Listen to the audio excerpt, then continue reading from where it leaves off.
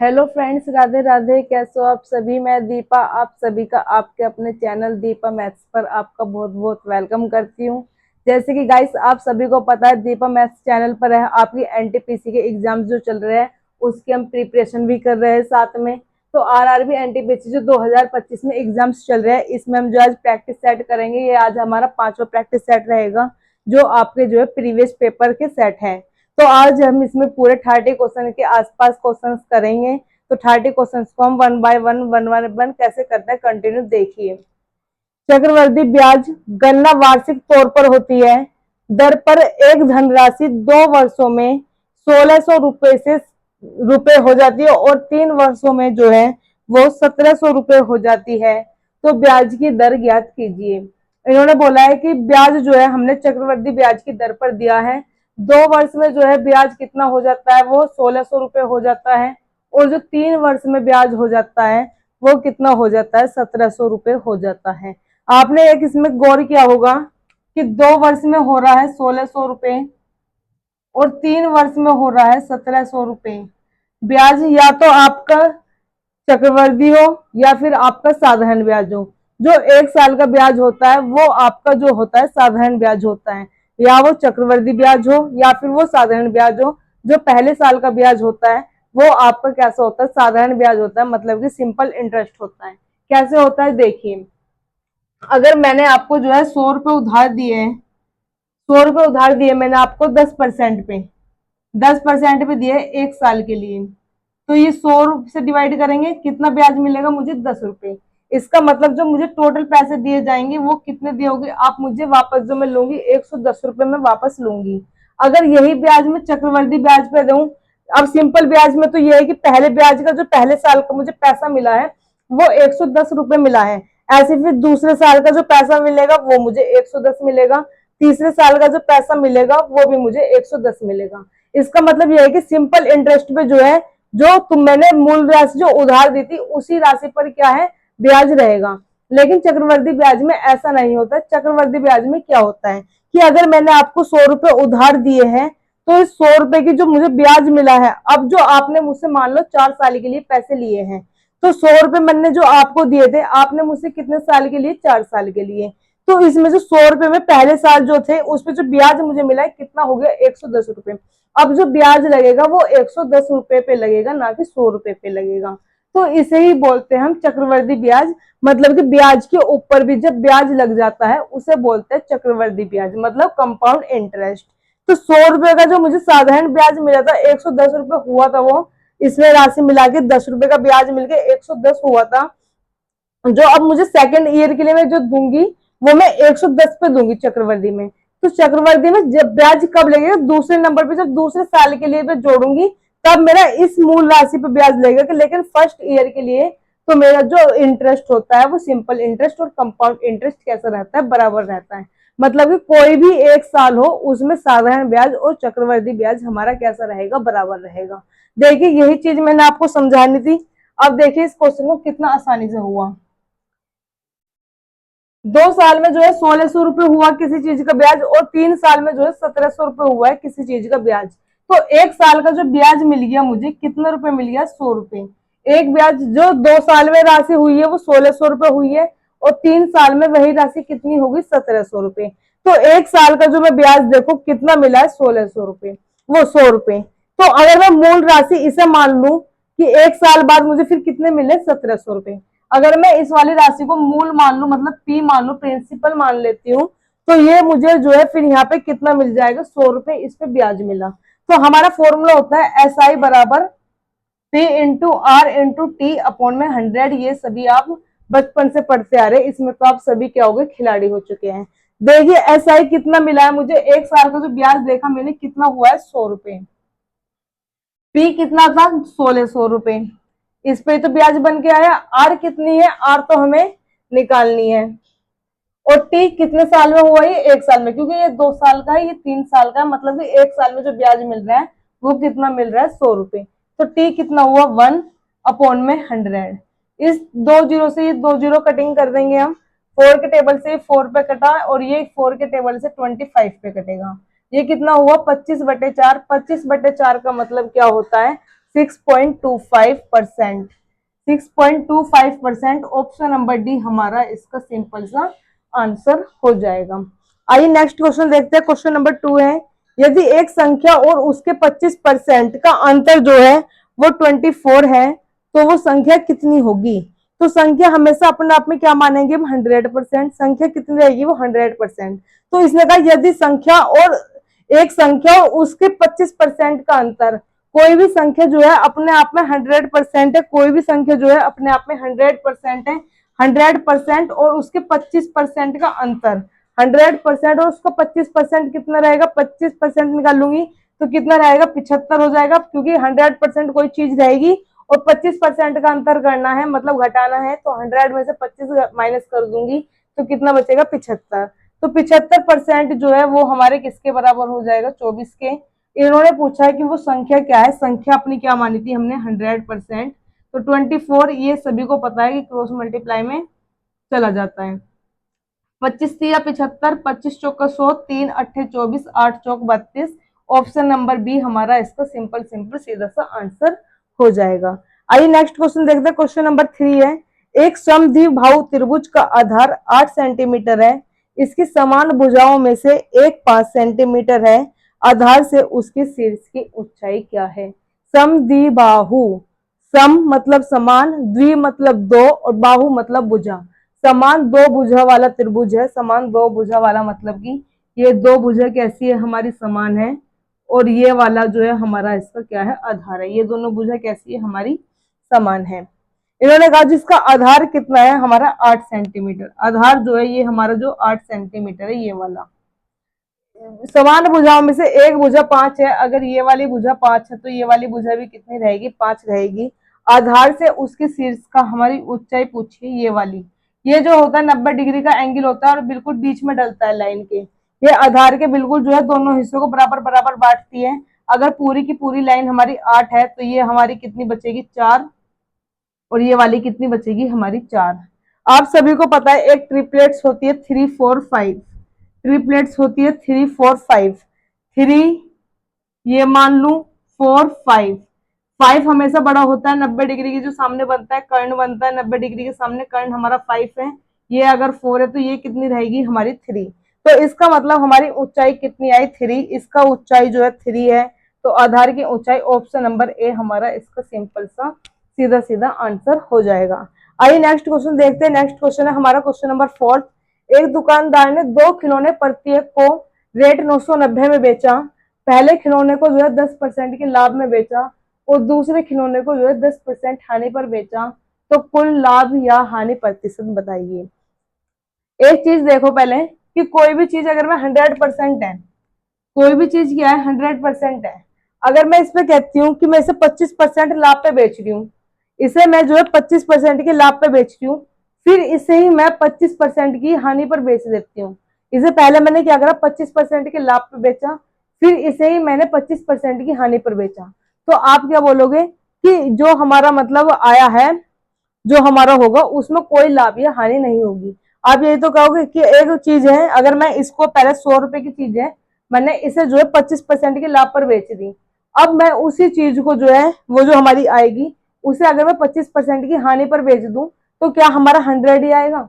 देखिए पहले 25% का लाभ मतलब कि 125/100, 100 से 100 कटा। अब हमारी जो वस्तु बिकी है वो कितने में बिकी है, 125 में। 125 में बिकी है मतलब वस्तु। अगर 125 को अगर मैं 25% की, अब इस वस्तु पे अब रेट क्या बनी है हमारा, ये इस वस्तु को अगर मैं 25% की हानि पर बेचती हूँ, 25% की हानि मतलब होता है 75। तो 75% की हानि पे बेचने के लिए 75/100 कटिंग कीजिए 50 के टेबल से, 25 के टेबल से देखिए 25 चौका 100 और 25 तिया 75। अगर हम 4 के टेबल से देखते हैं तो 4 तिया 12, 1.25। 31 की गुना आप 3 में करोगे तो ये आपका 100 नहीं आएगा, जो हमने पहले इसमें 100 माना था।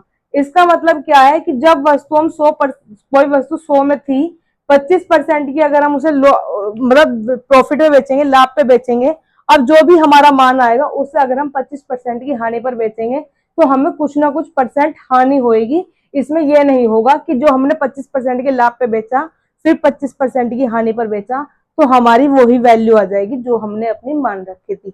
ऐसा कतई नहीं होता है। तो देखिए इसी क्वेश्चन को हम यहाँ पे किस तरह अप्लाई करते हैं।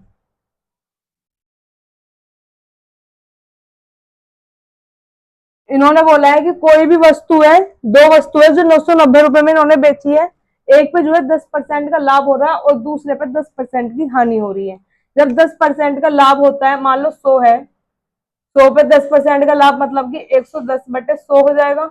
20 से 20 कटी, कितना आया हमारा 110। अब इस 110 पे जो है हमारी 10% की हानि होगी, मतलब कि 90/100 होएगा।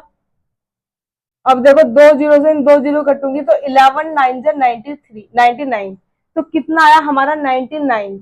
वस्तु कितनी थी माननी थी, जो हमने मानी थी वो 100 माननी थी, आया कितना है 99। मतलब कि अभी भी हमारा क्या हुआ, 1% की हानि हुई है। इसका मतलब ये नहीं हुआ कि हमने 10% की ही लाभ पर बेचा फिर 10% को उससे कमी पर लेकर आए। तो इससे हमारी उस पर जो है फर्क कितना पड़ा है, 1% का। 1% का फर्क पड़ा है। इसका मतलब जो फॉर्मूला तैयार हुआ है, हम ये बोल सकते हैं कि जो भी हमारी अगर दोनों संख्याएं ये वाली जो परसेंट पे लाभ है और जिस परसेंट पे हमारी हानि है, अगर वो संख्याएं दोनों हमारी सेम है, तो हम इसको उसी संख्या को जो है 2 बार लिख लेंगे, 10 × 10 और नीचे अपोन में 100 लिखेंगे। दोनों से ये कटा तो कितना आया 1। और ऐसे क्वेश्चन में जब दोनों लाभ और हानि जो है दोनों प्रतिशत हमारी सेम हो, वहां पे हमेशा 100% हानि ही होती है। जैसे कि मैंने दिखाया 100 रुपए की वस्तु खरीद के लाए थे और यहाँ पे जो है 99 की वो पड़ी है, तो हानि ही होती है हमेशा। एक चीज आपको ये रखनी है। तो लाभ वाले तो ऑप्शन हमारे हट ही गए, लाभ वाले ऑप्शन हमारे हट ही गए। तो कितने परसेंट की हानि हुई है हमारी, 1% की हानि हुई थी। तो 1% की हानि हमारा इसका ऑप्शन नंबर जो बी होगा वो सीधा सीधा हमारा आंसर हो जाएगा। आइए नेक्स्ट क्वेश्चन देखते हैं। नेक्स्ट क्वेश्चन जो हमारा 5th है, राजेश खेल के दौरान अपनी धनराशि का 1/3 हिस्सा हार गया है और दूसरे खेल में वह बची हुई धनराशि का 3/5 हिस्सा हार गया है और तीसरे दौर में वह अपने बची हुई धनराशि का 4/7 हिस्सा हार गया है। अब मूल धनराशि का उसके पास कितना हिस्सा बचा हुआ है। देखिए इसने हमारे पास ना तो मूल राशि है ना हमारे पास बची हुई राशि है। इन्होंने बोलते चले गए कि ये इतनी इतनी जो राशि है वो हारते चले गए। तो जितनी भी हमें राशि दे रखी है, जैसे कि 1/3 है, 1/3/5 है और 4/7 है। कितनी है, 1/3 है, 3/5 है और 4/7 है। इसमें जो हमारी नीचे वाली नंबर्स लिखे होते हैं, डेनोमिनेटर जिन्हें बोलते हैं हम हर, उन सभी का हम क्या ले लेंगे, एलसीएम। इनका जब मैं एलसीएम लूंगी 3 5 7 का, तो कितना आएगा 105। कितना आया मेरे पास 105। 105 जो होगी ये वाली जो राशि होगी ये हमारी टोटल होगी।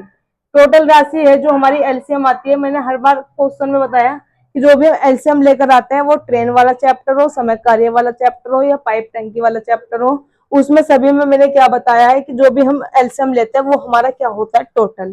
तो ये 105 जो है हमारी 105 जो है टोटल राशि है। इन्होंने बोला इसमें 1/3 हिस्सा जो है हार गया है। कितना हिस्सा हार गया है, 1/3 हिस्सा हार गया है। 3 अपना टोटल मानेंगे, 3 जो है 3 में से एक हिस्सा हार गया। इसका कहने का मतलब है 3 में से एक हिस्सा जो है वो हार गया है। तो 3 में से जब एक हिस्सा हारा तो कितना हिस्सा बचेगा, इनके पास 2 हिस्सा। तो 3 में से जो है 2 हिस्से बचे हैं, 3 में से जो है 2 हिस्से बचे हैं। आगे बोला है अब उन्होंने कि जो है 3/5 हिस्सा हार गया है। 3/5 हिस्सा हार गया है मतलब कि 5 में से 3 हिस्सा जो है वो हार गया है। 5 में से 3 हिस्सा वो हार गया है। तो 5 में से जब 3 हिस्से हार गया तो बचेगा कितना, 2 हिस्सा बचेगा 5 में से। आगे बोला है इन्होंने 4/7 हिस्सा जो है वो हार गया है, मतलब कि 7 में से 4 हिस्सा जो है हार गया है। तो उसके पास अब कितने हिस्से बचेंगे, 3। और कितने भाग में से हारा था वो 7, तो 7 में से जब 4 हिस्से हार गया तो 7 में से उसके पास अब 3 हिस्से बचे हुए हैं। अब इसका सॉल्यूशन देखते हैं। 3 से तो ये 3 कटिंग हुई, 5 से ये 21 पे कटिंग हुई, 7 से ये 7 या 21, 3 दूनी 6, 6 दूनी 12। इसके पास जो हिस्सा बचा हुआ है अब हमारे पास इसका जो बचा हुआ 12 हिस्सा अभी भी जो है शेष बचा हुआ है। टोटल हिस्सा कितना था हमारे पास 105, 12 हिस्सा बच रहा है, टोटल हिस्सा 105 था। कटिंग कीजिए, 3 चौका 12, 3 तिया 9 और 3 पंजे 15। मतलब कि 4/35। ऑप्शन नंबर सी इसका जो है सीधा सीधा सिंपल सा हमारा आंसर हो जाएगा। आइए नेक्स्ट क्वेश्चन देखते हैं। नेक्स्ट क्वेश्चन जो है हमारा क्वेश्चन नंबर 6 है। इसमें इन्होंने एक फिगर बना के दी है हमें। एक ट्रायंगल इधर की तरफ है ए बी सी और एक ट्रायंगल हमारा इधर की तरफ है ई सी डी। इन्होंने बोला है कि बी ए सी ये वाला जो एंगल है वो 30 डिग्री है, ए बी सी ये वाला एंगल जो है 50 डिग्री है, सी डी ई ये वाला एंगल जो है हमारा 25 डिग्री है। तो ए ई डी मतलब ये वाला एंगल जो है हमसे पूछा गया है। इस वाले एंगल का हमें मान निकालना है। देखिए आप सभी, ये आप सभी को पता है कि 180 डिग्री का जो होता है हमारा त्रिभुज बनता है। 180 डिग्री का क्या बनता है, हमारा त्रिभुज बनता है। अगर त्रिभुज हमारे इस वाले की बात करते हैं हम, ये वाला त्रिभुज जो है, तो 30 और 50 80, 80 में से कितना बच गया, 100 बन गया पूरा 180। कितना बन गया 180। 30 और 50 80, 80 और 100 180। इधर वाला फाइनल कर दिया है हमने। हमें पता है कि जो सीधी लाइन होती है वो हमारी 180 डिग्री का एंगल बनाती है। सीधी लाइन हमारा कितना बनाती है, 180 डिग्री का लाइन का एंगल बनाती है। ये हमारी सीधी लाइन जो है कितने का एंगल बनाएगी, 180 का। ये हमारा जो इधर का 100 है, तो इतना इधर कितना बचेगा हमारे पास 80। इधर कितना बच जाएगा हमारे पास 80। अब ये वाला जो हमारा त्रिभुज है, ये वाला, इस त्रिभुज की बात करते हैं। ये हमारे पास 80 है, ये हमारे पास 25 है। तो 80 और 25 कितना हुआ हमारे पास 105। कितना बच जाएगा 180 पूरा होने में 75। ये वाला हिस्सा हमारा जो बचेगा कितना बचेगा, 75 हिस्सा हमारा ये वाला बच गया है। पूरी की पूरी लाइन जो ये वाली आ रही है, ये इस तरह से, ये कितने का है हमारा 180 डिग्री का एंगल है। तो 180 डिग्री में हमारी ये कितना बचेगा, ये वाला जो एंगल है ये पूरा 75 निकल गया। तो यहाँ पे ये वाला एंगल बचेगा हमारा 105 डिग्री। तो एंगल ए ई डी हमारा जो है 105 डिग्री इसका सीधा सीधा आंसर हो जाएगा। अभी हमने कितना पहुंचे, क्वेश्चन नंबर 6 तक हम पहुंच चुके हैं। अब हम क्वेश्चन नंबर 7 से जो है रेलवे के सभी एग्जाम्स के जो है कंटिन्यू करेंगे, एनटीपीसी के। आप इसका स्क्रीनशॉट लीजिए, फिर मैं क्वेश्चन नंबर 7 से आपको कंटिन्यू कराती हूँ।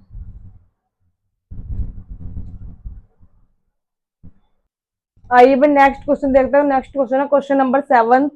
ये हमारा सिंप्लीफिकेशन का क्वेश्चन है। तो आइए हम पहले क्या करते हैं, सिंप्लीफाई करते हैं। तो हमें पता है बोर्ड मास लगेगा BODMAS। बी से ब्रैकेट, ओ से ऑफ, डी से डिवाइड, एम से मल्टीप्लाई, ए से ऐड और एस से सब्ट्रैक्ट। मतलब सबसे पहले इसमें हम क्या करेंगे, ब्रैकेट को सॉल्व करेंगे। जैसे कि हमारा एक ब्रैकेट यहाँ है, ये रहा ब्रैकेट, ये रहा ब्रैकेट और ये वाला ब्रैकेट। ऑफ हमारा इसमें है नहीं, तो ब्रैकेट में सबसे पहले क्या करेंगे, डिवाइड। 16 को 4 से डिवाइड करेंगे, कितना पे कटेगा, 4 पे। 4 और 2 6, 6 में से 4 गए 4, 6 में से 4 गए 2, 2 और 3 5। इस वाले ब्रैकेट को सोल्व करके कितना आया 5। पहले मल्टीप्लाई करेंगे तो 8 7 56 और 1 57, 57 आया। 19 को 57 से जब डिवाइड करूंगी, 19 3 57, तो यहाँ कितना आएगा 3। आ गया मल्टीप्लाई, 3 और 5 8, 8 में से 4 घटाऊंगी, कितना आएगा 4। आगे है प्लस 9 चौक 36, पहले मल्टीप्लाई करेंगे, 17 में से 36 घटाऊंगी, कितना बचेगा माइनस के 19। कितना आया माइनस के 19। अब देखिए इसमें प्लस माइनस, यहाँ पे माइनस होएगा।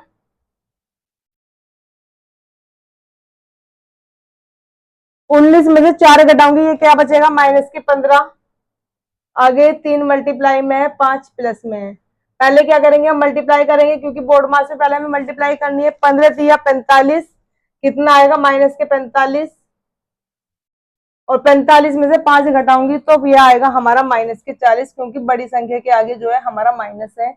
इसका मतलब ऑप्शन नंबर बी हमारा इसका जो है -40 डायरेक्ट आंसर हो जाएगा। आइए नेक्स्ट क्वेश्चन देखते हैं। नेक्स्ट क्वेश्चन है हमारा 8th। संख्या 0.232323 को परिमेय संख्या के रूप में लिखें। क्या लिखा है हमारा 0.232323। आप सभी पता है कि 2323 जो है हमारा इस तरह से चलती जा रही है। तो इसका मतलब 23 फिर रिपीट हुआ 23 फिर रिपीट हुआ 23। तो हमारा जो है जब रिपीटेशन इस तरह से होता है, तो जितनी संख्या के ऊपर हमारा रिपीटेशन होता है उसके ऊपर हम बार लगा देते हैं। तो 2 3 का हमारा रिपीटेशन चल रहा था, 2 3 के ऊपर मैंने क्या लगा दिया, बार लगा दिया। जितनी भी संख्या के ऊपर हमारा बार होता है उतनी संख्या के नीचे कितना आता है, 9। इस एक दो संख्या के ऊपर बार है तो दो के आ जाएंगे नीचे 9। कितनी संख्या लिखी है, 23, तो 23/99 इसका जो है हमारा सीधा सीधा ऑप्शन नंबर ए जो है आंसर हो जाएगा। आइए नेक्स्ट क्वेश्चन देखते हैं। नेक्स्ट क्वेश्चन जो हमारा 9th है, अजय व विजय ने एक स्थान से विपरीत दिशाओं में 30 किलोमीटर प्रति घंटा व 3.5 किलोमीटर प्रति घंटा की चाल से चलना शुरू किया है। 2.5 घंटे में वह दोनों एक दूसरे से कितनी दूर रहेंगे। कोई स्थान है, मानो यहाँ पे अजय और विजय दोनों खड़े हैं, एक ने इधर की तरफ को चलना शुरू किया है और एक ने इधर की तरफ को चलना शुरू किया है, दोनों ने विपरीत दिशा में चलना शुरू किया है। एक जो है ये जो चल रहा है ये मान लो 30 किलोमीटर प्रति घंटा की चाल से चल रहा है, और जो ये वाला बंदा इधर को जा रहा है ये 3.5 किलोमीटर प्रति घंटे की चाल से जा रहा है। तो 2.5 घंटे में वे कितनी दूरी एक दूसरे से दूर हो जाएंगे। 30 प्रति घंटे की चाल से जा रहा है, तो 2.5 घंटे में ये वाला बंदा कितना चलेगा, जब 30 किलोमीटर 1 घंटे में चल रहा है, 30 किलोमीटर 1 घंटे में चलेगा, 2 घंटे में 60 चलेगा, आधे घंटे में फिर 15 चलेगा, तो 30 और 30 60, 60 और 15 75। तो इसका मतलब ये कितना चल देगा, 75 किलोमीटर। तो ये वाला बंदा 2.5 घंटे में चल देगा। और देखो 2.5 घंटे में जो ये वाला बंदा है 3.5 जो है वो कितना आगे चलेगा, तो 3.51 7 घंटे हुए, और ये 3.5 का आधा होगा 1.75, तो 7 और 1 8.75 किलोमीटर ये वाला बंदा चलेगा। तो 75 में जो है 8.75 जोड़ूंगी, इन दोनों की दूरी यही तो निकलेगी, तो 83.75 किलोमीटर हमारा इसका फर्स्ट वाला आंसर सीधा सीधा ऑप्शन हो जाएगा। आइए नेक्स्ट क्वेश्चन देखते हैं। नेक्स्ट क्वेश्चन है हमारा क्वेश्चन नंबर 10। सबसे लंबे खंबे की लंबाई बताइए जिसे 30 मीटर, 15 मीटर और 10 मीटर की विमाओं वाले कमरे में रखा जाता है। एक कमरा है, कमरे की जो लंबाई और ब्रेथ है और जो उसकी ऊंचाई, लंबाई चौड़ाई ऊंचाई वो दिए 30 गुना 15 गुना 10। इसने कहा है कि इस खंबे में जो है, इसमें कमरे में जो है खंबा रखना है। तो खंबा जो सबसे लंबा रखा जाएगा वो एक विकर्ण की तरह रखा जाएगा, मतलब कि कमरे का इस कोने से ऊपर वाला हिस्सा और दूसरे कोने का जो नीचे वाला हिस्सा होगा वो हमारे सबसे लंबे खंबे की जो है लंबाई रहेगी। तो इसमें जो है 30 मीटर और 15 मीटर, मतलब कि ये जो है हमारा एल है, ये हमारा बी है और ये हमारा क्या हो जाएगा, एच हो जाएगा।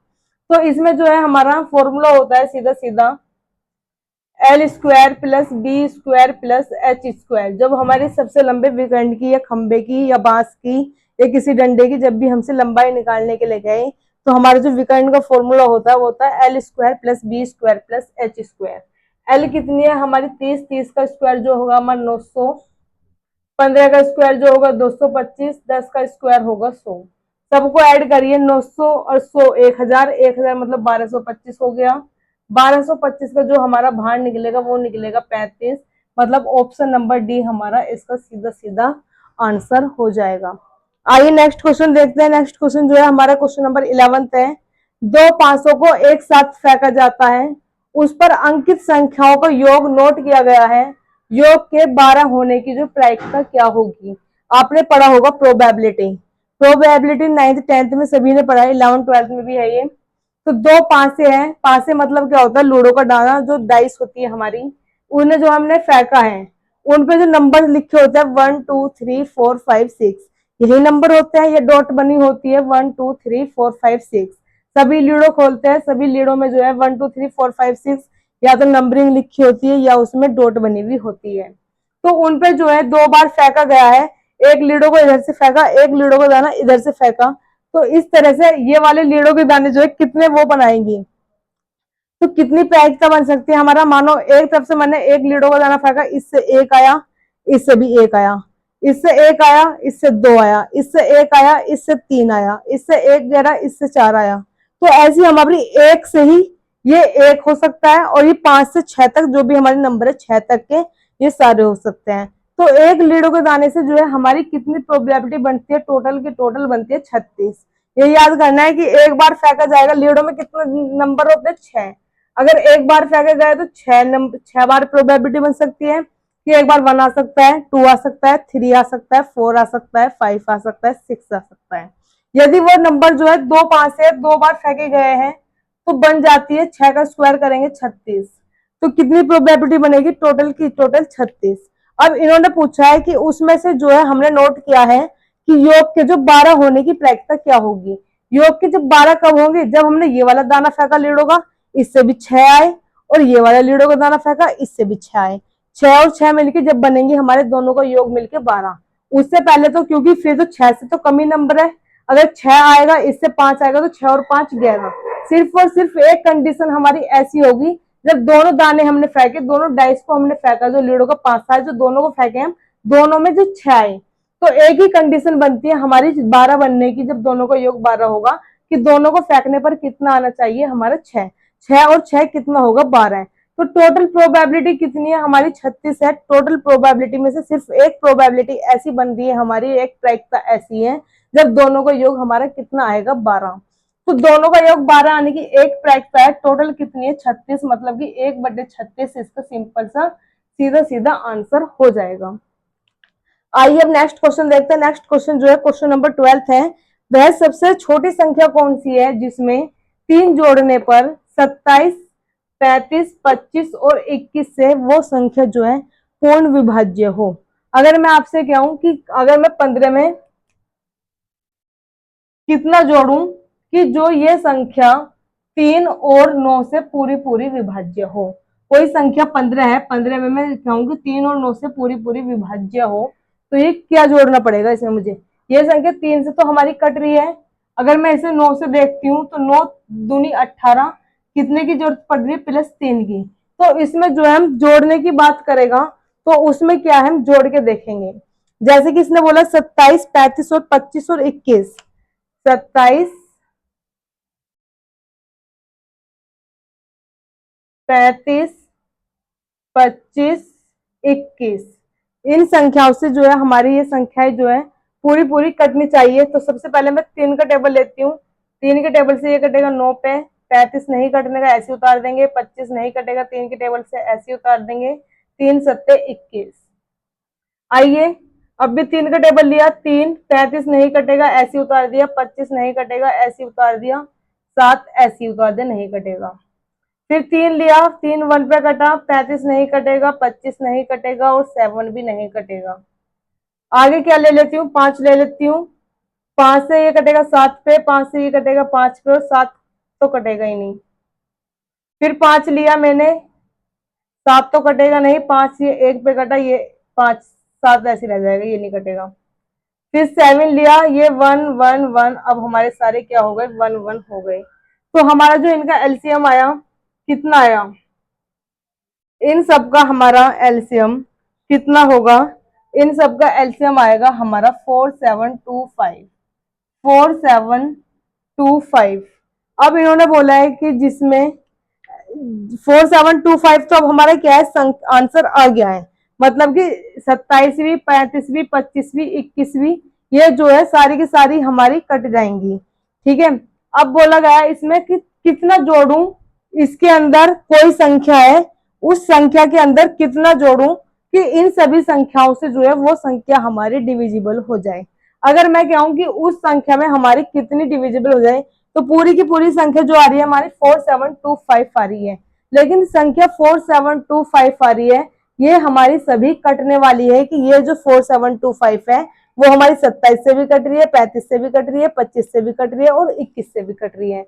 लेकिन इन्होंने क्वेश्चन में कंडीशन हमें दी है कि वो संख्या बताइए जिसमें 3 जोड़ने पर, जिसमें मैं 3 जोड़ दूं तो 27, 35, 25, 21 से पूर्ण विभाज्य हो। ये चीज तो हमारी अब क्या है? पूर्ण विभाज्य है। ये तो हमारी पूर्ण विभाज्य है। पूर्ण विभाज्य ये वाली है। अगर इसमें से मैं 3 माइनस कर दूं तो क्या बनेगा? 4722। 4722 मतलब कि वो संख्या अगर 4722 होगी जिसमें मैं 3 जोड़ूंगी तो 4725 बनेगा, और जो बन के आएगी तैयार संख्या वो हमारी 27, 35, 25 और 21 से क्या रहेगी? पूर्ण विभाज्य रहेगी। इसका मतलब हमारा आंसर जो होगा वो 4722 होगा। तो इस क्वेश्चन से हमें क्या सीख मिली है देखने के लिए कि अगर हमें वो प्लस करने के लिए कहेगा, जोड़ने के लिए बोलेगा, तो हम क्या करेंगे? घटा देंगे। अगर वो हमसे घटाने के लिए बोलेगा तो हम उसमें क्या कर देंगे? जोड़ देंगे। अगर वो हमसे गुना करने के लिए बोलेगा तो हम क्या करेंगे, भाग करेंगे। अगर वो हमसे भाग करने के लिए बोलेगा तो हम क्या कर देंगे, उसमें गुना कर देंगे। मतलब जो भी वो हमसे बोलेगा हम उसका जस्ट अपोजिट उस क्वेश्चन में कर देंगे। यहाँ से क्वेश्चन में हमें ये देखने को जो सीख मिली है। आइए नेक्स्ट क्वेश्चन देखते हैं। नेक्स्ट क्वेश्चन जो हमारा क्वेश्चन नंबर 13 है। एक व्यापार मेले में पहले दिन जो है 84500 लोग आए और चौथे दिन जो है 16900 लोग आए। मेले में चौथे दिन जो है कितने प्रतिशत जो लोग नहीं आए। जो पहले दिन लोग आए थे उसमें वो आए थे 84,500 और फिर जो चौथे दिन आए हैं वहां पे वो आए हैं 16,900 लोग। तो इसमें जो है कितने प्रतिशत लोग हैं जो मेले में नहीं आए हैं। तो देखिए मेले में कितने प्रतिशत लोग नहीं आए हैं। मतलब कि 84500 में से मैं अगर 16,900 घटा देती हूँ, 84500 में से मैं 16,900 अगर घटा देती हूँ तो मेरा कितना आएगा, 67600। मतलब कि इतने लोग जो है वहां पर नहीं आए। इतने लोग मतलब वहां पर नहीं आए। जो 676 लोग हैं हमारे, 67600 लोग हैं हमारे, टोटल इतने लोग नहीं आए। लेकिन टोटल जो पहले आए थे, नीचे हमेशा टोटल रखते हैं 84500। और प्रतिशत निकालने के लिए हमें 100 से मल्टीप्लाई करनी होती है। ये हमारा हुआ 100। 2 जीरो से हम 2 जीरो कट कर देंगे। आगे कटिंग कीजिए। किसका कर दू, 5 के टेबल से। 5 के टेबल से कटिंग हुई, 169 आया। 5 के टेबल से यहाँ पे कटिंग कीजिए। 5 एकम 5, कितना बचेगा, 3। 5 के टेबल से कटिंग करती हूँ मैं यहाँ पर। 5 एकम 5, 5 तिया 15, 5 पंजे 25 और 1 13, 520। अब आगे हमारा देखते हैं 13 के टेबल से कट रहा है। 13 के टेबल से ये कट रहा है 13 पे 13 टाइम, और 13 एकम 13, 13 चौका 52, ये कट रहा है 1040 पर। अभी भी कट रहा है। 13 अट्ठे 104, तो कितना आया, 80। इसका मतलब जो है वहां पर 80% लोग जो चौथे दिन थे वो नहीं आए थे। ओनली 20% लोग ही हमारे उसमें आए थे। तो क्वेश्चन नंबर 13 तक हम पहुंच चुके हैं। क्वेश्चन नंबर हमें कहां तक लेकर जाने हैं, 30 तक लेकर जाने हैं। आप इसका स्क्रीनशॉट लीजिए। बाकी जो है क्वेश्चन हम आगे कंटिन्यू करते हैं। आप इसका स्क्रीनशॉट ले लीजिए।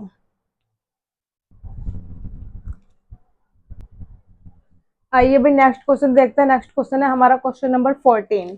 1 + 3 + 7 + 9 + 11 + 13 में क्या जोड़े कि जो है हमारी पूर्ण संख्या जो है वर्ग हो जाए। पहले हमें क्या संख्या लिखी है, जो हमारी संख्याएं लिखी है वो हमारी कैसी संख्याएं हैं, विषम संख्याएं हैं। कैसी संख्या लिखी हुई है, ये हमारी विषम संख्याएं लिखी हुई है। 1 + 3 7 9 11 13 में कितना जोड़ना है कि जो है हमारी जो है संख्या जो है पूर्ण वर्ग बन जाए। अब देखिए 173, जब हमारी संख्याएं विषम हो, जब हमारी संख्याएं विषम हो तो इसमें जो है जितनी भी हमारी संख्याएं लिखी होती है उनका हम स्क्वायर कर दें। जितनी भी हमारी संख्याएं लिखी होती है उतने का जो अगर हम स्क्वायर कर दें तो हमारा ये जो है पूर्ण वर्ग कहलाता है। क्या कहलाएगा, पूर्ण वर्ग। देखिए 13, 13 का अगर मैं स्क्वायर कर देती हूँ, 13 का जब मैं स्क्वायर करूंगी तो कितना रहेगा, 169। कितना रहेगा, 169। ये संख्याएं कैसी लिखी होनी चाहिए, लगातार। 13 का स्क्वायर है 169, और संख्याएं कैसी लिखी हुई होनी चाहिए, 1 से लेकर लगातार संख्याएं विषम होनी चाहिए। तो अगर जो हमारी लगातार 1 से लेकर लगातार संख्याएं होंगी हमारी, तो उनका जो स्क्वायर होगा कितना हो जाएगा, 169 जो है उनका जो है वर्ग होगा। तो अगर मैं इन सबको जोड़ू, 135 आना चाहिए, 13579, जब भी तो हमारी लगातार संख्या रहेगी। जब भी तो हमारा जो है 13 का स्क्वायर जो है क्या कहला जाएगा, हमारा 169। और 169 क्या है, हमारा पूर्ण वर्ग है। तो ठीक है, 169 जब हमारा पूर्ण वर्ग है तो हमारी किसकी संख्या की कमी दिखाई दी है, यहाँ पे 5। तो मतलब ऑप्शन नंबर ए हमारा जो है 5 है। अगर हम इस संख्या में जो है 5 और ऐड कर दें तो हमारी जो है लगातार विषम संख्याएं हो जाएंगी जो 13 तक लिखी होगी। और इनका जो है जो स्क्वायर मतलब जोड़ेंगे उतना जो जोड़ होगा, जो उनका योग होगा वो क्या हो जाएगा, पूर्ण वर्ग हो जाएगा। मतलब कि 169 हो जाएगा। आइए नेक्स्ट क्वेश्चन देखते हैं। नेक्स्ट क्वेश्चन जो है हमारा 15 है। ये है हमारा सरलीकरण। आप देखते हैं कि सरलीकरण जो है हमारा हर एनटीपीसी के बैच में लगभग 3 से 4 क्वेश्चन हमारे जो है सरलीकरण के जरूर आ रहे हैं। तो सरलीकरण चैप्टर जो सिंप्लीफिकेशन है वो चैप्टर अपना बहुत अच्छे से मजबूत करें, क्योंकि वन यहाँ से जो है क्वेश्चंस बहुत देखने को मिल रहे हैं। देखिए इसमें 14 से कटिंग होगी 3 पर, 1 और 4 5, 5 में 65 ऐड करूंगी 70, 70 में से 3 माइनस करूंगी कितना आएगा यहाँ पे 67। आगे देखिए 9 7 63, 63 और 2 65, 63 और 2 65, क्योंकि पहले मल्टीप्लाई करेंगे फिर ऐड करेंगे। 65 अपॉन 13 हो जाएगा। जब ये 65 हो गया तो कितने पे कटेगा, 13 पंजे 65, ये कितना आएगा मेरा 5 आएगा। इन दोनों को पहले ऐड करेंगे फिर हम इसको जो है सब्ट्रैक्ट करेंगे, तो कितना होगा 65 में 7 ऐड करूंगी कितना आएगा मेरे पास 72 आएगा। 72 में से जब मैं 19 माइनस करूंगी तो मेरे पास 53 होगा, तो इधर कितना आएगा मेरे पास 53। आगे जो है प्लस है, पहले मैं इसमें मल्टीप्लाई करूंगी 39 की गुना 5 में करूंगी, फिर उसमें जो भी मेरा आंसर आएगा उसमें से जो है 19 जो है माइनस करूंगी, तो मेरा ये माइनस के 176 आएगा। कितना आएगा 176 आएगा। नीचे कितनी संख्या लिखी हुई है मेरे पास 369। यहाँ पर देखिए 67 की प्लस 5 ये है। आगे मल्टीप्लाई में जो है हमारा ये संख्या लिखी हुई है 55 प्लस माइनस क्या होगा माइनस, प्लस माइनस क्या होता है माइनस, तो 15 यहाँ पे क्या बन जाएगा हमारा माइनस, यहाँ पर क्या बन जाएगा हमारे पास माइनस। तो 53 में से 176 अगर मैं माइनस करूंगी तो मेरे पास कितना बचेगा माइनस के 123, कितना बचेगा मेरे पास माइनस के 123। आगे 67 प्लस 5 मल्टीप्लाई, ये हमारा जो है ऐसी का ऐसी है। 67 में 5 ऐड करूंगी कितना आएगा मेरे पास 72, ये भी नीचे 369 है, इसे ऐड करूंगी कितना आएगा, क्योंकि ये वाला जो हमारा ब्रैकेट अलग था, ये वाला ब्रैकेट जो हमारा अलग था, इस वाले को मैं अगर ऐड अलग करूंगी तो 67 और 5 72 माइनस के है 123 अपॉन में कितना है 369। 123 की मल्टीप्लाई 3 में करूंगी 369, 3 से ये कटेगा हमारा 24 पे, मतलब कि माइनस की जो है 24 हमारा ऑप्शन नंबर डी इसका सीधा सीधा क्या हो जाएगा आंसर हो जाएगा। आइए नेक्स्ट क्वेश्चन देखते हैं। नेक्स्ट क्वेश्चन है हमारा cos 1 cos 2 cos 3 cos 4 dash dash dash cos 179 का मान कितना होगा। जैसे कि आप सभी को पता है cos 1 2 3 4 5 इस तरह से हमारा कहाँ तक चलाना है cos 179 तक चलाना है, और इसकी सबकी जो है हम गुना करेंगे उसका मान हमारा कितना होगा। तो cos वाली आपने सभी को पता है cos 90 की वैल्यू कितनी होती है 0, cos 90 की वैल्यू कितनी होती है हमारे पास 0, cos 90 की वैल्यू कितनी होती है हमारी 0। जब हमारी cos 90 की वैल्यू 0 है, cos 1 2 3 4 5 डैश डैश डैश इस तरह यहाँ पे कहीं पे बीच में हमारा क्या मिल जाएगा cos 90 मिलेगा, क्योंकि जब हमारी लगातार संख्याएं चल रही है तो इसमें बीच में क्या लिखा होगा cos 90 जरूर लिखा होगा, और cos 90 की वैल्यू हम वहां देखते ही क्या कर देंगे पुट करेंगे 0, और 0 की मल्टीप्लाई तुम कहीं भी कर दो किसी भी नंबर में कर दो हमेशा क्या रहता है 0। तो 0 की मल्टीप्लाई जब तुम किसी भी नंबर में करोगे तो क्या रहेगा 0, मतलब ऑप्शन नंबर सी इसका सीधा सीधा डायरेक्ट हमारा आंसर हो जाएगा। आइए नेक्स्ट क्वेश्चन देखते हैं। नेक्स्ट क्वेश्चन हमारा क्वेश्चन नंबर 17 है। दो संख्याओं का जो योगफल है वो 20 है और उनका जो अंतर है वो 2.5 है, तो इन संख्याओं का जो अनुपात होगा वो कितना होगा।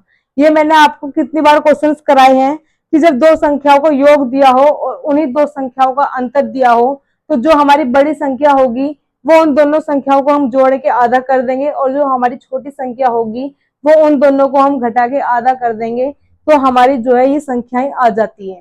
तो हमारी जो संख्याओं को योग दिया है मतलब x प्लस वाई कितना है 20, और x माइनस वाई जो इनका अंतर दिया है वो कितना दिया है 2.5। अगर मैं जोड़ के आधा कर दूं इन्हें तो 20 और 2 22, 22.5 हुआ।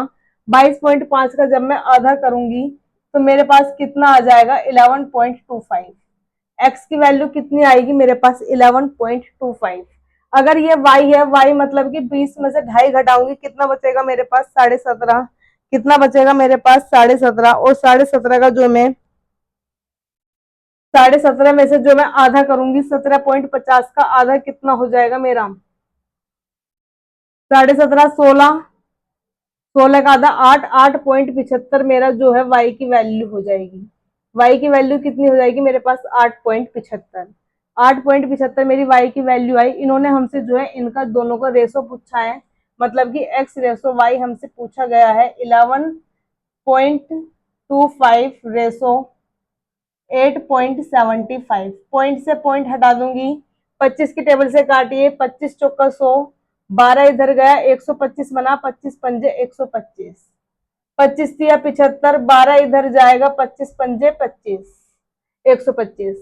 ये कटिंग हुई 5 की टेबल से 9 पे, ये कटिंग हुई 7 पे, मतलब कि 9:7 इक्वल टू हमारा जो है ये हो जाएगा ऑप्शन नंबर डी, इसका सीधा सीधा हमारा आंसर हो जाएगा। आइए नेक्स्ट क्वेश्चन देखते हैं। नेक्स्ट क्वेश्चन जो हमारा क्वेश्चन नंबर 18 है। सुनीता के पास रोटियां बनाने के लिए 1.4 kg आटा है। यदि रोटी की रेसिपी में लिखा है कि रोटी की एक पैड़ी बनाने के लिए 1/8 kg आटे की आवश्यकता पड़ती है, तो उस आटे में कितनी पेड़ी जो है बन सकती है। अगर मैं आपसे कहूं कि मेरे पास 10 किलो आटा है और एक पेड़ी बनाने के लिए 1 किलो आटे की जरूरत पड़ रही है, तो आप कितनी पेड़ी बना दोगे? 10 पेड़ी। इसका मतलब जो है हम क्या करके देखेंगे, डिवाइड करके देखेंगे। 20 किलो आटा है, एक की पेड़ी हमारी 2 किलो आटे में बन रही है, तो 20 को 2 से डिवाइड करेंगे, मतलब हमारी कितनी पेड़ी बन जाएंगी? 10 पेड़ी बन जाएगी। तो हम इसको ऐसी क्या करके देखेंगे, डिवाइड करके देखेंगे। डिवाइड करेंगे, पहले हम इसे अपनी नॉर्मल संख्या लिखेंगे, मिक्स्ड फ्रैक्शन है, पहले हम इसे सिंपल प्रॉपर में लाएंगे। तो 4 9 जा 36, 36 में 1 ऐड करूंगी, 37/4। जो दूसरे वाला आता है 8 1 जा 8, 8 और 1 9/8, इसको हमने क्या कर दिया, डिवाइड कर दिया। आप सभी जानते हैं बाहर बाहर वाली संख्याओं की मल्टीप्लाई कर देते हैं, अंदर अंदर वाली संख्याओं की मल्टीप्लाई कर देते हैं। तो 37 मल्टीप्लाई 8 होएगा और नीचे 4 × 9 हो जाएगा।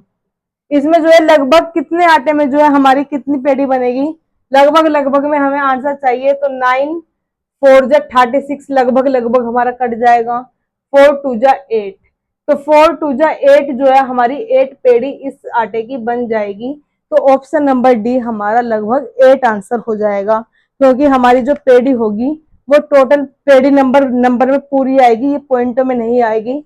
तो पूरी पूरी कितनी पेड़ी बन जाएगी हमारी? 8 पेड़ी इस आटे से बन जाएगी। आइए नेक्स्ट क्वेश्चन देखते हैं। x माइनस वाई की cube plus y minus z की cube plus z minus x cube, इसका मान कितना होगा? इसमें हम जो है इस जो हमारी अंदर ब्रैकेट के अंदर लिखी हुई है ए बी सी मान लेंगे। अगर ए बी सी तीनों को हम जोड़ के देखते हैं, हमारा 0 आता है। अगर हम अंदर की जो संख्या हमने ए बी सी मानी उन्हें हम जोड़ के देखते हैं, हमारा अगर 0 आता है, तो हमारा जो फॉर्मूला होगा वो 3x minus Y, Y minus Z, Z minus X हो जाएगा। पहले देखते हैं हम 0 आता है या नहीं। x प्लस में है, x माइनस में है, कट के 0 हुआ। इधर y प्लस में है, y माइनस में है, कट के 0 हुआ। z प्लस में है, z माइनस में है, कट के हमारा 0 हुआ। तो इसका मतलब ए बी सी जो हमने माने ये क्या रहे, हमारे 0 हो रहे हैं।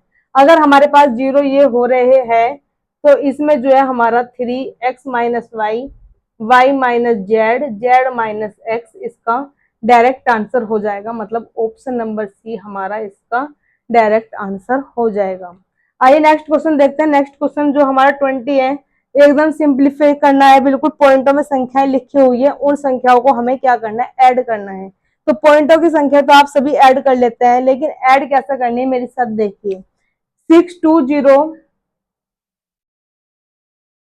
2.5, पॉइंट के नीचे पॉइंट लिखेंगे, आगे लिखा है 2 5, पीछे की संख्या लिख देंगे 0 2 6, ऐसे इसमें लिखेंगे, पॉइंट के नीचे पॉइंट लिखेंगे, कितना है पॉइंट के आगे 0 2 5, पॉइंट से पहले की संख्या ऐसे लिख देंगे 2 और 6, आगे ये वाली संख्या है, पॉइंट के नीचे पॉइंट लिखेंगे 2025 2025, पॉइंट से पहले कितना है 6, वो हमने यहाँ लिख दिया, पॉइंट के नीचे पॉइंट लिखेंगे 62025, पॉइंट से पहले क्या लिखा था 0, इन सभी को अब हम क्या कर देंगे, ऐड कर देंगे। पॉइंट के नीचे पॉइंट रखना बहुत ही बहुत आवश्यकता है इसे रखने की। अगर आपने पॉइंट के नीचे पॉइंट नहीं रखा तो आपका जो है क्वेश्चन वो गलत हो सकता है, इसलिए सबसे पहले ध्यान देना है हमें पॉइंट के नीचे पॉइंट रखने। फिर जैसी भी हमारी संख्याएं हैं पॉइंट के बाद की ऐसे लिखते चले जाएंगे और पॉइंट से पहले की हम इस तरह से लिखते चले जाएंगे। आइए हम इसको ऐड करते हैं। यहाँ कुछ नहीं है, 5 है, 5 और 2 7 हुआ, 5 और 2 7 हुआ, 5 और 2 7 और 2 9 हुआ, 5 और 2 7 और 2 9 और 6 15 का 5 कैरी 1 जाएगा, 3 और 2 5, 5 और 6 11 कैरी 1 जाएगा, 2 और 1 3 और 6 9, 6 और 2 8 और आगे वो 6 है। पॉइंट के नीचे हमारा पॉइंट यहाँ है, मतलब 6891, 6891.59775, 59775। ऑप्शन नंबर बी हमारा जो है इसका सीधा सीधा डायरेक्ट आंसर हो जाएगा। क्वेश्चन नंबर 20 तक हम आ गए हैं, इसका आप स्क्रीनशॉट लीजिए। बाकी के क्वेश्चन हम क्वेश्चन नंबर 21 से कंटिन्यू करते हैं। आइए भाई नेक्स्ट क्वेश्चन देखते हैं। नेक्स्ट क्वेश्चन है हमारा 21। मशीन का एक धात्विक पुर्जा तांबा जिंक लेड जो अनुपात दे रखा 13:6:1 के अनुपात में है। यदि इसमें जिंक का भार जो है 90 किलोग्राम है तो पुर्जे का कुल भार कितना होगा। इन्होंने बोला तांबा जिंक और लेड, इन चीजों का जो है वो पुर्जा बना हुआ है। तांबा कितना है 13, जिंक है 6 और लेड कितना है 1, इनके ये अनुपात में है। यदि इसमें जिंक का भार जो है 90 है, इसमें जिंक का भार अगर अनुपात में देखें तो जिंक का भार कितना है 6, तो 6 बराबर हुआ 90 के। कुल भार पूछा है, पुर्जे का कुल भार कितना है। हमारे अकॉर्डिंग कुल भार कितना होगा 13 और 6 19, 19 और 1 20, हमारे अकॉर्डिंग जो होगा 20 होगा। तो मतलब कि 90 अपॉन में 6 गुना कर देंगे और इंटू 20, क्रॉस मल्टीप्लाई में हम इस तरह करते हैं। कटिंग कीजिए, 6 के टेबल से ही कटेगा 15, 15 दूनी 30 और 300 इसका जो है हमारा आंसर हो जाएगा। ऑप्शन नंबर सी इसका डायरेक्ट सिंपल सा आंसर हो जाएगा। आइए नेक्स्ट क्वेश्चन देखते हैं। नेक्स्ट क्वेश्चन है हमारा क्वेश्चन नंबर 22। यदि 3 आदमी या 6 लड़के एक कार्य जो है 20 दिनों में कर लेते हैं, मतलब 3 आदमी करेंगे, या तो कितने दिन में कर लेंगे 3 आदमी 20 दिन में, या फिर कितने 6 लड़के हैं, 6 लड़के कितने दिन में कर सकते हैं उस काम को 20 दिन में। अगर 3 आदमी करते हैं तो 20 दिन में कर देते हैं, और 6 आदमी करते हैं, 6 लड़के करते हैं तो 20 दिन में। ये मैन वाली है और ये क्या है ना, कौन है, बॉयज वाले। 3 आदमी जो है 20 दिन में कर देते हैं और जो 6 लड़के करते हैं वो उस काम को 20 दिन में कर देते हैं। या वाले कंडीशन में क्या बोलता है, 3 आदमी या 6 लड़के, या तो हम 3 आदमी से काम करा ले वो 20 दिन में कर देंगे, या 6 लड़कों से काम करा ले वो 20 दिन में कर देंगे। तो उसी कार्य को 6 आदमी और 8 लड़के मिलकर, मतलब अब क्या करवाना, पहले तो या बोला मतलब कि इन दोनों से अलग अलग काम की वो दी है हमें, अब बोला इन दोनों को मिलकर हमें काम करवाना है। आदमी कितने बोले हैं 6 और लड़के कितने बोले हैं 8। कटिंग कीजिए, 3 के टेबल से 3 दूनी 6, 2 के टेबल से ये कटिंग हुई 10 पे, ये कटिंग हुई 3 पे, ये कटिंग हुई 4 पे, 4 पंजे 20, यहाँ से कितना आएगा 10 और यहाँ से कितना आएगा 5 3 15। दोनों का हमने एलसीएम लिया, कितना आया 30। जो हमारा एलसीएम होता है वो मैंने बताया था टोटल वर्क होता है। एलसीएम क्या होता है, हमारा टोटल वर्क होता है। 10 के टेबल से 30 कटेगा हमारा 3 पे, और 5 के टेबल से 30 कटेगा हमारा 2 पे। ये 3 काम करेंगे, ये 2 काम करेंगे, टोटल काम कितना करवाना है हमें 30। आदमी कितना काम करेंगे 3, बॉयज कितना काम करेंगे 2, 3 और 2 काम टोटल कितना कर देंगे 5। 5 काम एक दिन में हो रहा है तो 30 काम कितने दिन में हो जाएगा हमारा 6 दिन में। ऑप्शन नंबर बी जो होगा इसका सीधा सीधा डायरेक्ट आंसर हो जाएगा। आइए नेक्स्ट क्वेश्चन देखते हैं। नेक्स्ट क्वेश्चन जो है हमारा लिखा हुआ है कि 55 से छोटी अभाज्य संख्याएं बताइए। जो 55 से छोटी है, अभाज्य संख्याएं कौन सी होती है, जो हमारी किसी भी टेबल से ना कटे, सिर्फ और सिर्फ अपने टेबल से कटे या 1 से कटे। मतलब कि अभाज्य संख्याएं हमारी वो संख्याएं होती है जिनके ज्यादा से ज्यादा भी 2 फैक्टर हो, 2 ही गुणनखंड हो, एक अपना खुद का और एक 1, उससे ज्यादा उसके फैक्टर नहीं हो, तो वो हमारी कौन सी संख्याएं कहलाती है, अभाज्य संख्याएं कहलाती है।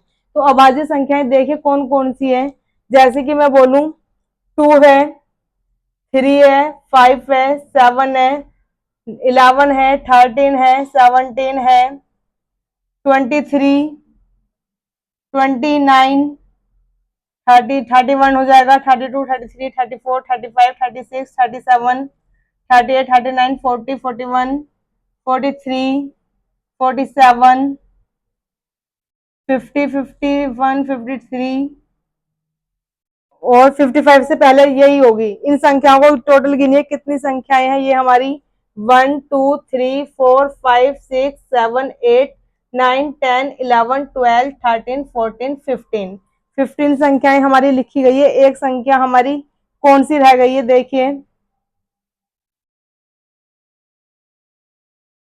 2 3 5 7 11 13 17 23 29 31 37 41 43 47 53 एक एक एक देखते 2 3 5 1 2 3 4 5 6 7 8 एक यहाँ पे 19 रह गई।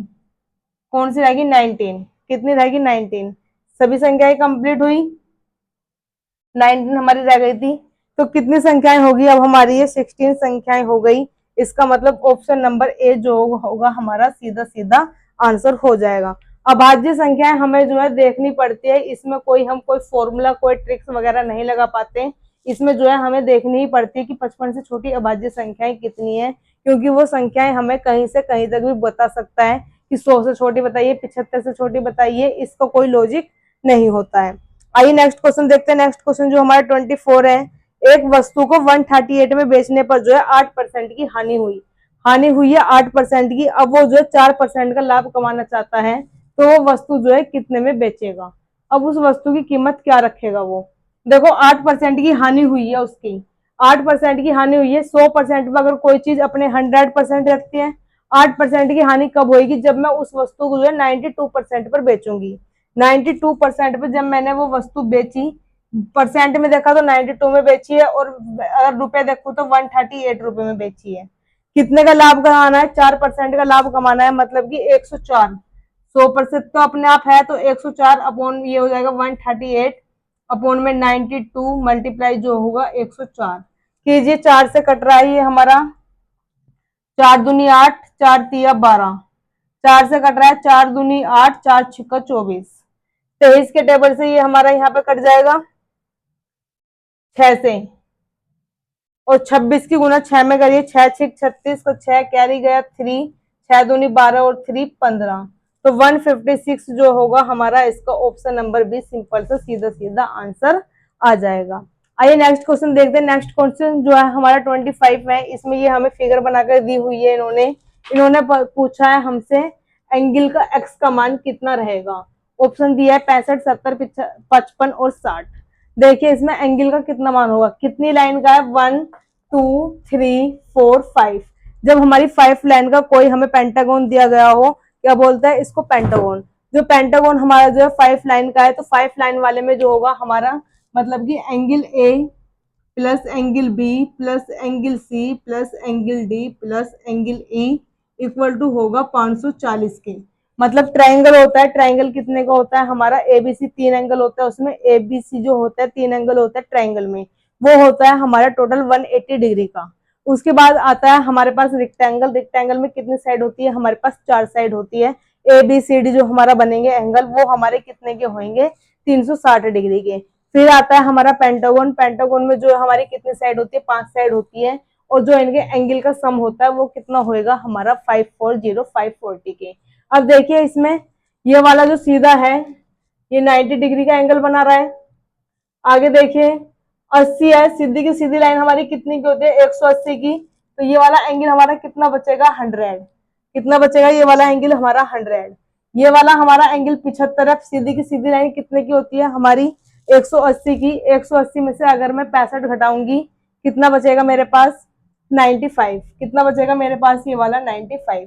क्या अब मेरे पास 4 एंगल तैयार है, एक एंगल जो है मैं ये वाला निकाल लेती हूँ। पहले ये वाला एंगल निकालने के लिए मैं क्या करती हूँ, इन सभी का एंगल का मान रखती हूँ 90 plus 100 plus 95 plus 115 plus x equal to 540। इन सबको जोड़िए कितना होएगा, देखिए 90 इसे करूँ 120, 120 में 90 ऐड करूंगी 210, 310, 310 में 90 ऐड करूंगी 400। कितना हुआ 400। तो ये हमारा 400 प्लस एक्स इक्वल टू कितना आएगा 540। एक्स की वैल्यू अगर मैं ये वाली, अभी इसे हम वाई मानते हैं, ये ऊपर वाई है ना, ऊपर वाला कितना मान लेते हैं वाई, क्योंकि एक्स नीचे दिया है। तो वाई की वैल्यू मेरे पास कितनी आएगी 140। वाई की वैल्यू मेरे पास कितनी आएगी 140।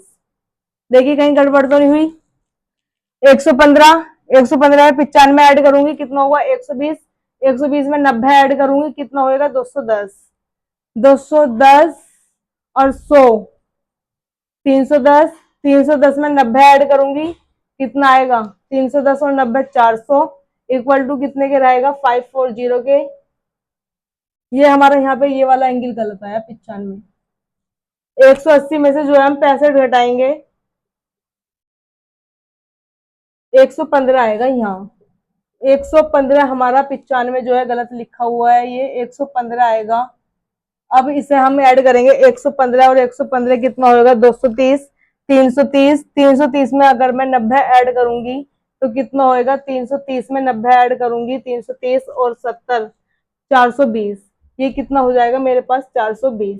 अब 540 में से जो मैं 420 घटा दूंगी कितना बचेगा मेरे पास 120। 120 जो है मेरी ये वाली वैल्यू निकल कर आई है। ये वाली वैल्यू कितनी निकल कर रही है मेरी 120।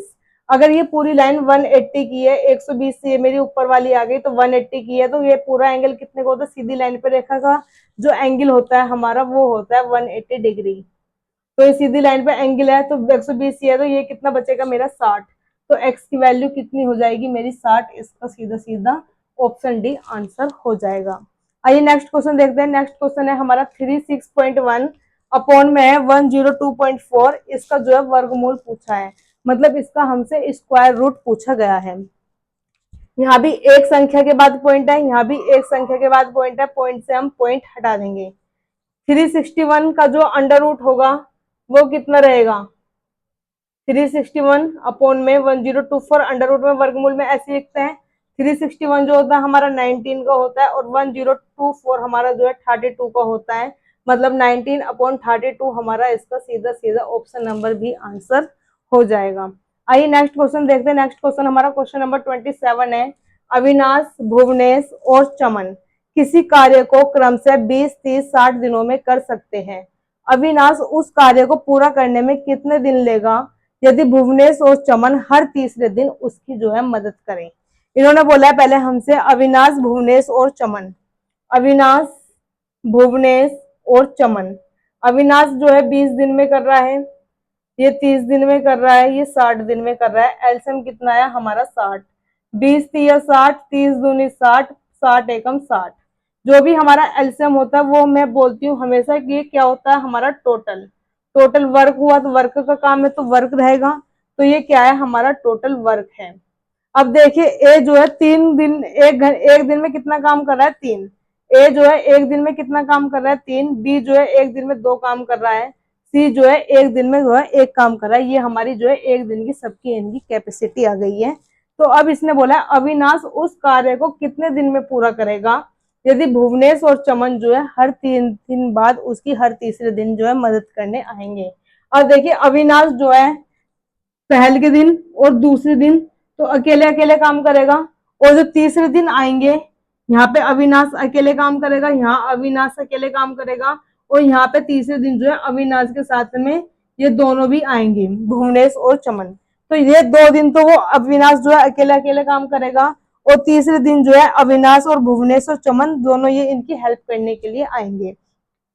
अविनाश जो है पहले के दिन आएगा, एक दिन में कितना काम करके जाएगा 3 काम ये करके जाएगा। दूसरे दिन भी अविनाश आएगा और 3 काम करके जाएगा, क्योंकि उसकी एक दिन की जो कैपेसिटी है वो कितनी है 3 काम करने की। अब जो है तीसरे दिन की बात है तो तीसरे दिन अविनाश 1 काम करेगा 3, ये 2, ये 1, तो एक दिन में आप कितना काम कर लेंगे ये तीनों मिलकर के 6 काम। तो कितने दिन हो गए 1 दिन, 2 दिन, 3 दिन। कितने दिन हो गए 3 दिन। फिर 3 दिन बाद ऐसी प्रोसेस चलेगा। चौथे दिन जो है अविनाश अकेला करेगा, 5वें दिन अविनाश अकेले करेगा, और छठे दिन जो है भुवनेश और चमन इसकी हेल्प करने के लिए आएंगे। तो 3 दिन में जो टोटल काम हो रहा है हमारा, 3 दिन में जो हमारा काम हो रहा है कितना हो रहा है 3 और 3 6, 6 और 6 12। 3 दिन में कितना काम कर रहे हैं तीनों ये मिलकर 12 काम कर रहे हैं।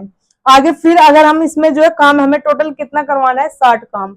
काम हमें टोटल कितना करवाना है 60 काम कितना हुआ है हमारा 12, 12 की गुना कितने में कर दूं कि 60 आ जाए, 12 पंजे 60। अगर मैंने इधर की तरफ 5 से मल्टीप्लाई करी है तो इधर भी मुझे कितने से मल्टीप्लाई करने की पड़ेगी, 5 से।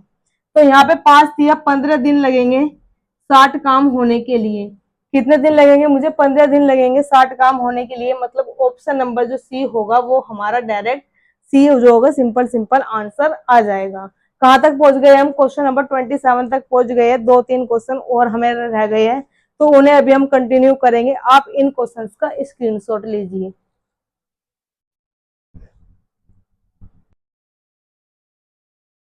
आइए भाई नेक्स्ट क्वेश्चन देखते हैं। ए बी को 10% के लाभ पर रेडियो बेचता है, बी इसे 5% के लाभ पर सी को बेच देता है, सी इसके 462 रुपए देता है। ए ने इसका कितने रुपए भुगतान किया था। ए ने जो है बी को बेची है पहले, बी ने जो है सी को बेची है, और जो सी ने है इसके जो है कितने पैसे दिए, 462 दिए है। तो ए ने इसको कितने रुपए में बेचा था, ये हमसे जो है पूछा गया है। तो सबसे पहले किसने बेचा है, ए ने। ए का हमें पता नहीं कितने रुपए में लिया था, तो ए को हमने माना एक्स। इसने जो है कितने परसेंट के लाभ पर बेच दिया, बी को 110। 10% के लाभ पर 100% अपने आप में कोई चीज है, 110% हुई, अपॉन में 100 के लाभ पर। अब इसने जो है बी ने इसे 5% के लाभ पर बेचा है। बी ने 5% का लाभ मतलब कि 105% किसको बेच दिया, सी पे आ गई। अब सी ने जो है इस वस्तु के कितने रुपए दे दिए, 462। सी ने कितने रुपए दिए है, इसके 462 रुपए। आइए हम कटिंग करते हैं। एक जीरो से एक जीरो कट जाएगी, 11 चौक 44, 11 दूनी 22। 7 के टेबल से 15 पे कटेगा 105, 7 के टेबल पे 6 पे कटेगा। ये कटेगा 3 के टेबल से 2 पे, ये 3 के टेबल से कटेगा 5 पे, 5 से ये वाली यहाँ पे कट जाएगी 20। तो 20 गुना 10 200, 200 गुना 2 इधर पहुंच जाएगा, एक्स की वैल्यू आ जाएगी 400। तो एक्स की वैल्यू ऑप्शन नंबर सी हमारा इसका डायरेक्ट आंसर हो जाएगा। आइए नेक्स्ट क्वेश्चन देखते हैं। नेक्स्ट क्वेश्चन जो हमारा क्वेश्चन नंबर 29 है। 1 माइनस साइन 35 कोस 55 की जो है वैल्यू कितनी रहेगी, इसका हमें मान हमसे पूछा है। Cos square 35, sec square 35, sec square 55 और या कोसेक स्क्वायर 55।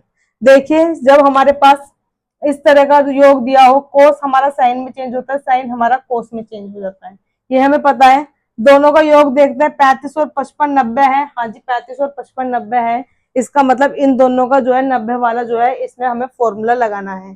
जब 90 वाला फॉर्मूला लगाना है, साइन जो है हमारा कोस में चेंज होता है, साइन ऐसी लिख लिया मैंने, साइन 35।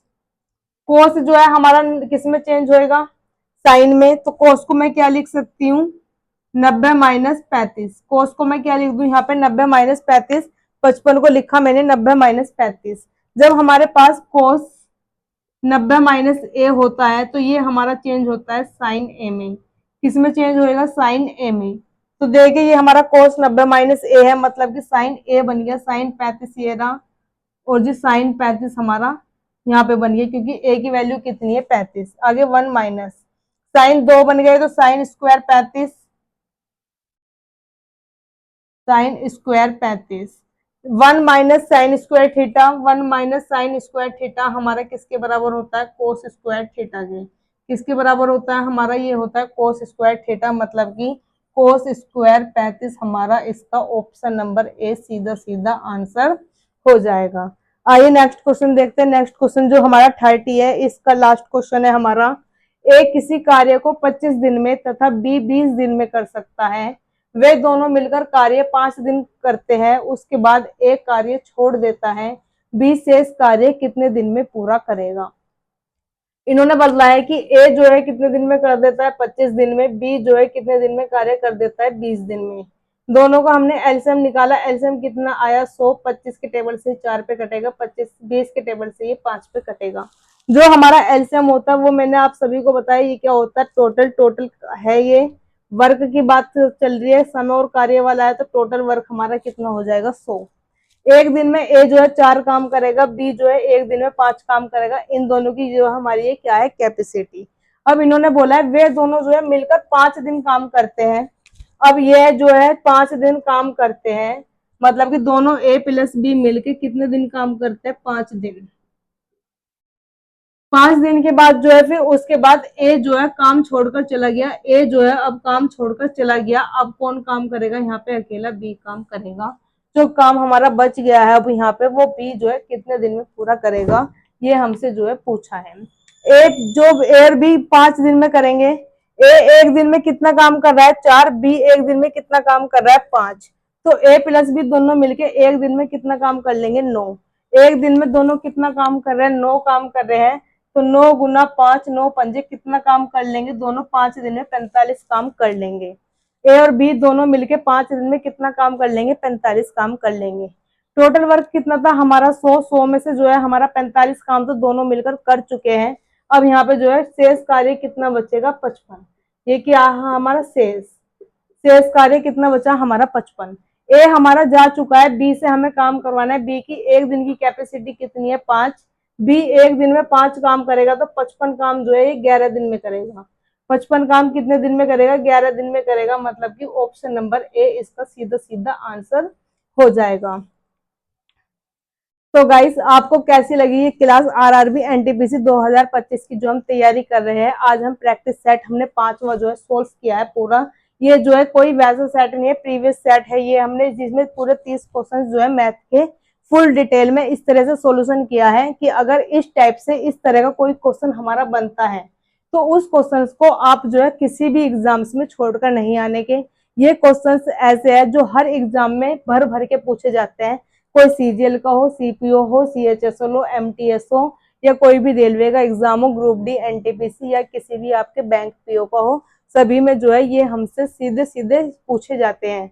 तो इस एग्जाम्स को आप ऐसा ना समझे कि ये सिर्फ यहीं पर पूछा गया है, ग्रुप डी का है तो ग्रुप डी में पूछा गया है, एनटीपीसी का क्वेश्चन है तो एनटीपीसी में ही पूछा गया है। अब हर कॉम्पिटिटिव एग्जाम्स में, हर एग्जाम्स में ये क्वेश्चन जो है पूछना अब उनकी आम बात है। तो इसलिए आप सभी क्वेश्चंस को ये ना समझिए कि ये सिर्फ एनटीपीसी का है या ये सिर्फ ग्रुप डी का है। आप सभी क्वेश्चन पर अपनी जो है प्रैक्टिस जमा कर कीजिए। हमने जो है इसमें पूरे 30 क्वेश्चन जो है सोल्व किए। 30 क्वेश्चन हमने इस तरह सोल्व किया है कि आपको किसी भी क्वेश्चन में जो है कोई दिक्कत नहीं होने की। इसमें फुल डिटेल इस तरह से लाया है कि उस टाइप से अगर हमारा कोई क्वेश्चन बन पाता है, उसके टाइप का उस तरह का क्वेश्चन कोई बन पाता है तो आपको वो क्वेश्चन छूटना नहीं चाहिए। तो आज हमने जो है आपका जो है सेट 5वां कंप्लीट कर लिया है। आपके जितने भी फ्रेंड है जो भी एसएससी कंपटीशन की या किसी भी एग्जाम्स की तैयारी कर रहे हैं, कोई आपके रिश्तेदार है, कोई रिलेटिव्स है, जान पहचान वाले हैं, तो आप उनको ये वीडियो जरूर शेयर करें। और अगर आपको वीडियो अच्छी लगे तो लाइक एंड शेयर तो करना ही करना है और चैनल को सब्सक्राइब करना है और अपनी तैयारी दबके कीजिए। धन्यवाद।